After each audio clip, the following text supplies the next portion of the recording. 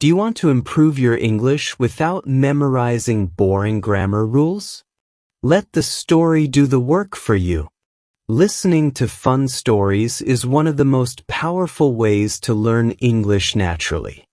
In this video, you'll enjoy an exciting tale while your brain picks up new words and grammar without you even realizing it. So sit back, relax, and enjoy the story. Don't forget to subscribe to our channel, like the video, and hit the notification bell so you won't miss any of our daily English learning stories.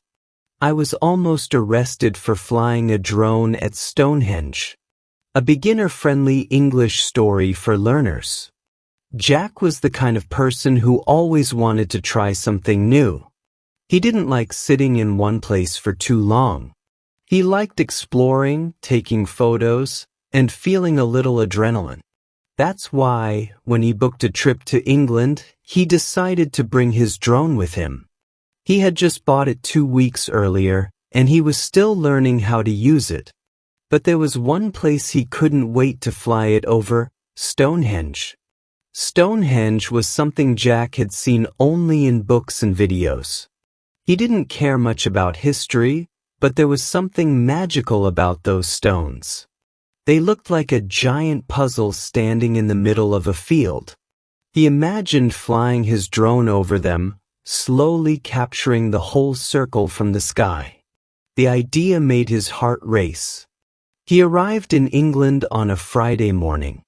The weather was colder than he expected, but the sky was clear.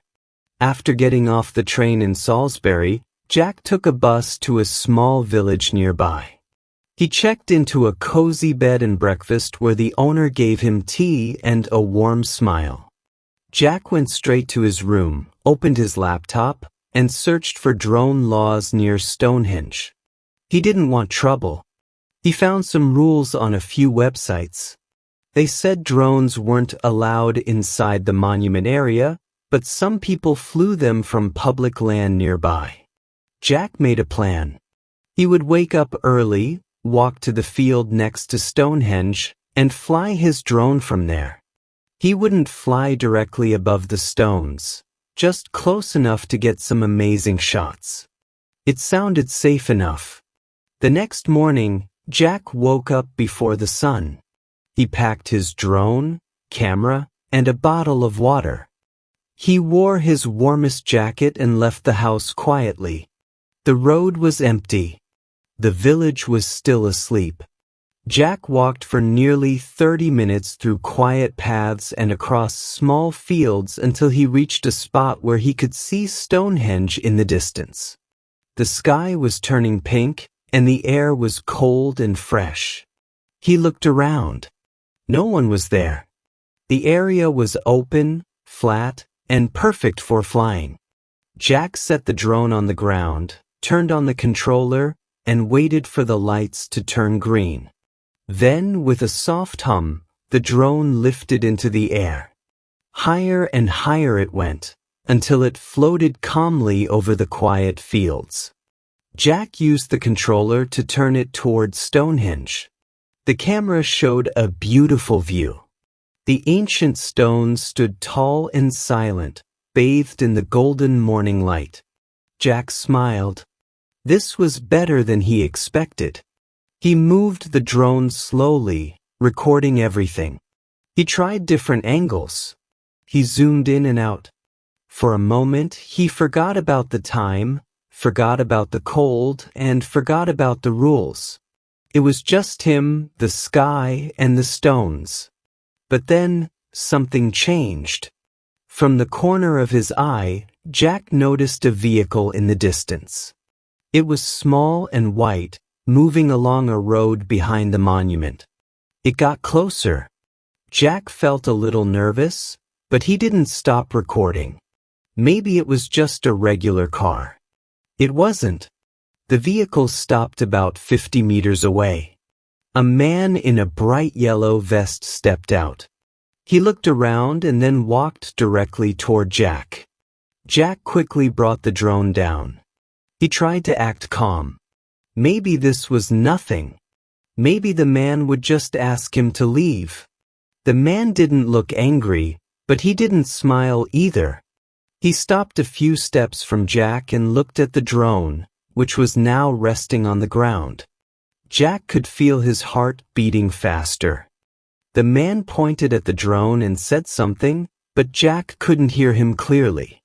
The wind was strong. Jack nodded and took a step closer. The man said, "You can't fly a drone near Stonehenge without permission." Jack tried to explain. He told the man that he hadn't flown over the stones. He had stayed on public land. He had done his research. The man listened, then pulled out a radio and said something into it. Jack couldn't understand the codes or words. All he knew was that this situation was not good. After a minute, the man looked back at Jack and asked for his ID. Jack handed it over. The man made a call, probably checking if Jack was in trouble or not.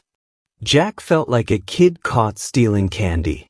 His hands were cold, not just from the weather but from nerves. He kept thinking, what if I get arrested? What if they take my drone? What if I get banned from the country? The man finally said, "This area is under protection. Drones are a serious concern here. You need written permission to film." Jack apologized again. He explained that he didn't know about the protected airspace. He offered to delete the video if necessary. The man nodded but didn't answer right away. Then, 2 more people arrived. One wore a police uniform. Now Jack was really sweating. The police officer asked him a few questions. Jack answered honestly. He said he was a tourist. He said he didn't mean any harm. The officer looked at the drone, the controller, and then back at Jack. After a long moment, the officer said, "You could get a fine for this. But since you didn't fly over the stones and this is your first time, we'll let you go with a warning." Jack couldn't believe his ears. He nodded quickly and thanked them. He promised never to fly a drone near a protected site again. The officer gave him a paper with information about drone laws in the UK. Jack folded it and put it in his backpack. The men turned and left. Jack stood there for a while, not moving. His legs felt weak. His heart was still racing.